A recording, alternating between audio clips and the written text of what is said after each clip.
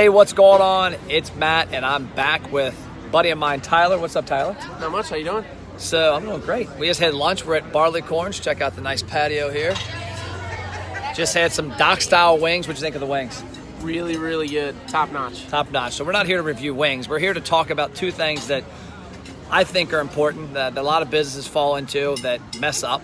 And both of them are things that have affected me, but I'm going to give an example of the one later on. But Tyler works for Pay Options, and you guys are in Cincinnati, but you do payroll nationwide, right? Yep.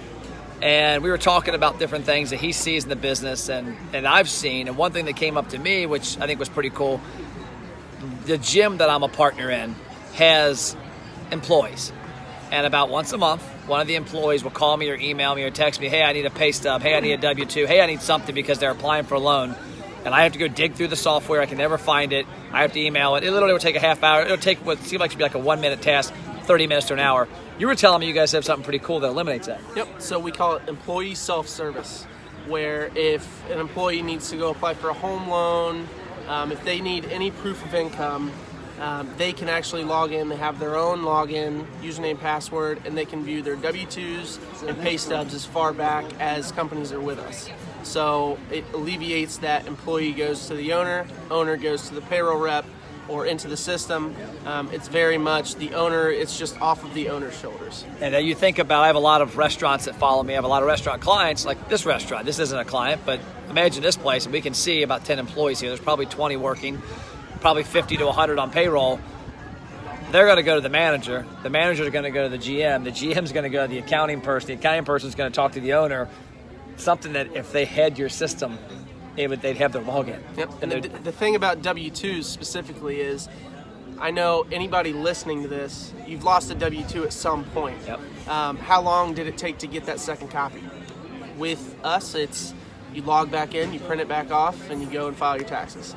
Okay. So the next thing, and this I have firsthand knowledge of because I was involved in a royal screw-up of this. So 99, my brother, my dad, myself opened a boat dealership, Plattsburgh Outdoors. We had it for 10 years. We got to a point where we were pretty big, so we could absorb this hit. But I'll never forget it because it was in around 2003. The state payroll tax calls us and sends us a notice and says, hey, we see that you filed this payroll tax form for, it was like $1,400. It was December of 01. I'll never forget the December of 01 part because we had just added a payroll company that January because my dad was doing payroll. My dad's just like me, and my dad and myself should not be near payroll, which is another reason why we're having lunch because I'm switching something for my driven media to it. But long story short, my dad was handling payroll back then, and he had done the payroll. He had actually filed the report, but apparently never mailed the check. And so our current accounting form back then, and they looked at it and said, hey, okay, yeah, you didn't pay it. Go ahead and send the check in. So we sent a check in. No big deal, right? Well, that led to them going, well, you know what? We're going to audit your payroll. So they went a couple years, audited, didn't find anything. Then they said, oh, we're going to audit your sales tax.